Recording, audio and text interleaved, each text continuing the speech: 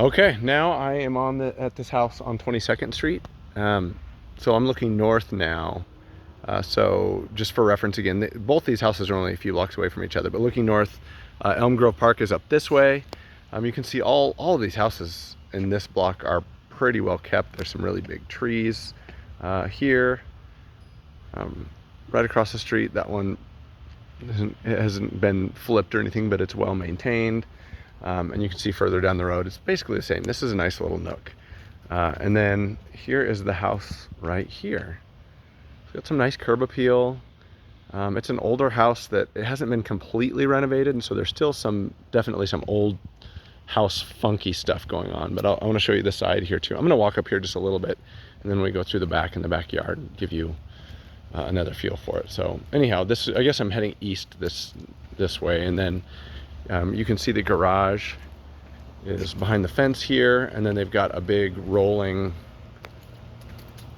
door on their gate here, so you can grab this handle and just pull the gate open and pull into the garage if you want. And then your alleyway is just right back behind here, and it's a super narrow alley, but it does the job. There's a couple brand new houses down there. Like at some point in the last few years, somebody probably knocked down a house and put a new one in. And we'll see this from the other side, but there's a little gate that comes in right there towards the garage and the house as well. So I'm gonna head back towards the house, and then same morning as before, I've got a couple of my boys are with me, and they're hiding somewhere in the house, so they'll probably pop out.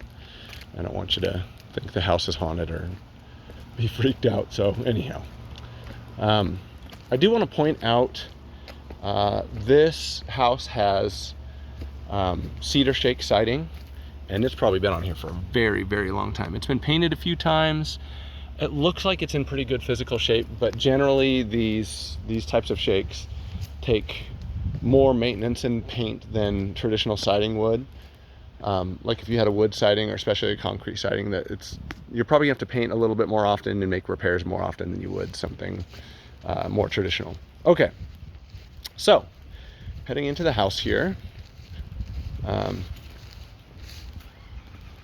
It's a few steps up, and then walking in, you're in, I guess, like a little vestibule, but there's a little coat closet right in front, red oak hardwood floors, and I can turn right and we're in a living room. And they've got a gas fireplace there. I think it might be a pellet stove, but there's a gas fireplace insert there. This room is probably 12 by 18 or 20.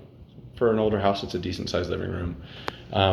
So the flooring's kind of interesting. This is red oak flooring, and then you come through this wall here in the dining room, and this is pine. And then if you go down the hallway there, it's red oak again. So there's different types of flooring.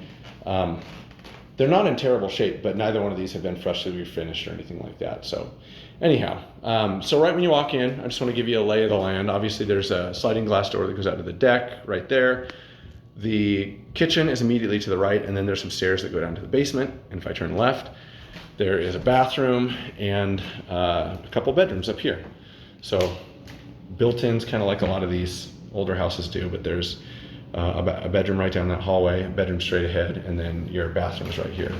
So this bathroom has some updates. It's got like this is a vinyl floor. It looks like tile, but it's a vinyl floor that kind of has that linen look. And then you've probably got an original bathtub here. And then they just put, this is like a manufactured marble surround, and it's been here for a long time.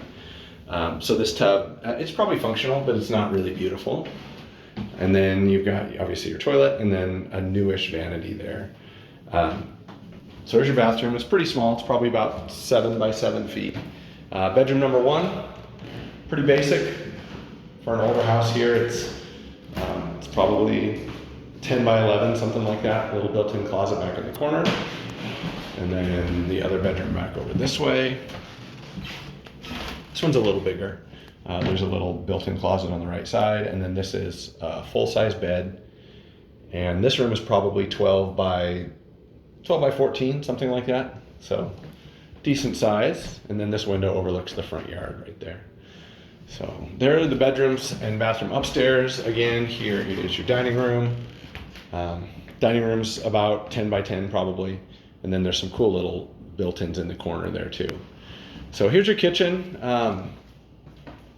It's definitely not a gourmet kitchen, but it's a decent size for a house like this. The floor it's honestly just like a really inexpensive linoleum tile floor. And so there's nothing fancy about the floor. There's probably either pine or oak underneath there. And then somebody replaced these cabinets, I think, at some point. They're probably not original cabinets. They might be. But they're certainly not new cabinets. And then you've got like a manufactured gray quartz countertop all around. Kind of a cool little backsplash. There's some interesting designs around there. And then honestly, these are fairly basic appliances. You've got a gas range. There's a decent fridge there.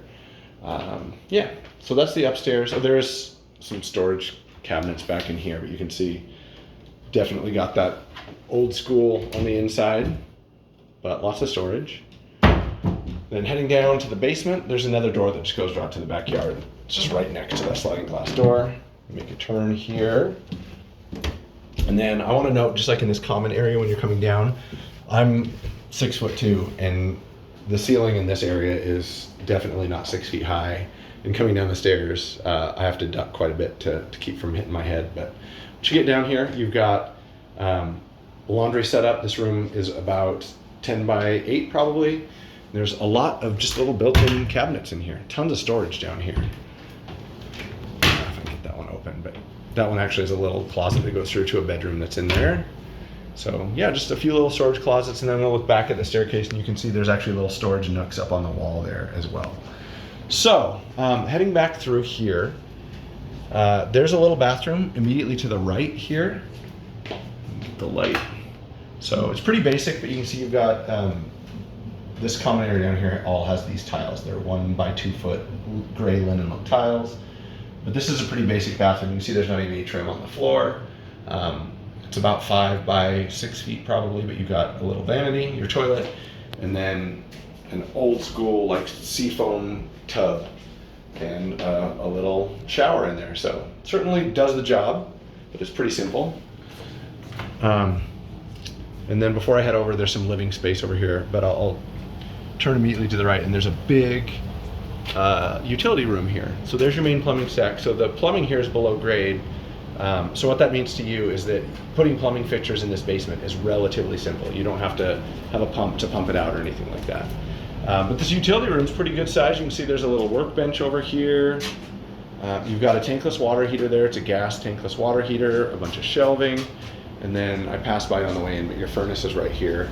Furnace is not new, but it's probably, I'm gonna guess it's like 15 or 20 years old. I didn't see the install tag on there, but you've got a gas furnace down here as well. So coming back out of the utility room, and then just for reference again, there's your stairs in the laundry room, and that little bathroom is directly to my back, and then you've got some living space here. So once you pop into the living space, the ceiling actually opens back up, and it's about 7 feet high, a little bit higher than that. So this is, it's set up kind of like a living room. It's a pretty decent sized room. I would say it's probably 14 by 18, something like that. Just little built-in storage closets over there, and they've got some cabinetry set up over there. And so just to come back out here, if I turn immediately left when I come in here, there's a bedroom there. If I turn immediately to the right, there's another bedroom down that way on the other side. So I'll start just with this bedroom. Pretty basic bedroom, but it's in the basement here, and there's no egress windows down here, just for you to note.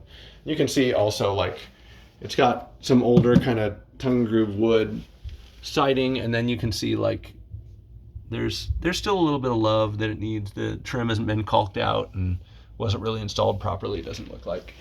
But then there's a little, this is actually is a closet I was showing you from the other side. So if you open this up, there's like a little clothes hanger there, but that opened up to the other side as well. And then heading back down here to this other bedroom, again, no egress windows in here. And that's at least that's a queen size bed. So this is a pretty good size room. It's probably 15 by 12. And there's a little closet built in over there as well. A baseboard heater there. I'm guessing, I'm looking around to see Yeah, there's some ductwork down here. So the air conditioner comes down here, so there should be forced air heat as well. I'm guessing that baseboard heater was probably put in there 40 years ago. Maybe there wasn't a furnace in here at that time. So anyhow, back up the stairs and we'll go check out the backyard and the shop. So I'm just gonna come out this door since it's right here. But this place has actually, there's some good, I guess, bones, for lack of a better term, for this outdoor space. There's a little gate that goes out to the sidewalk that I walked along earlier.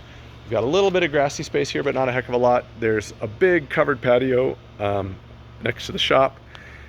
And then up against the house, you can see there's a decent sized deck. There's a hot tub there.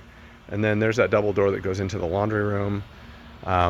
Again, the roof here is not new, but it looks like it's in pretty good shape. I think there's some life left in it. So there's some good living space here, and it's right in the middle of the day right now. The sun is directly above, and all these trees are shading the deck. So it's tolerable out here. It's not terrible. And then you could, of course, have use that covered porch space there for all kinds of stuff. I mean, technically, I think it's supposed to be another carport. You could pull a car in there and park it underneath as well. So there's that gate right there that I told you goes back to the alley originally. And then this is that big sliding portion of the gate that opens up to the garage. They've got some raised beds here in the corner with some, looks like maybe a pumpkin or some zucchinis that are struggling because there's not any water right now. But so here's your shop. It's pretty big, and I think there's some possibilities there. Oh, I did want to point out, it looks like there might be a well here. Yeah, they've got a pump down in here and it's all plumbed. So I'm guessing that this, I don't know if the drinking water is on a well, but there's at least a well for irrigation. Heading into the shop. It's got, gosh, the ceilings are probably 15 feet high. There are a whole bunch of lights in here. I think whoever was in here before was working on cars, because they've got it plumbed for pneumatic tools. And there's cabinetry everywhere. There's a gas furnace in here. And they've got a big wall air conditioner over there. So there's power here. I don't see that it has its own service. It might have its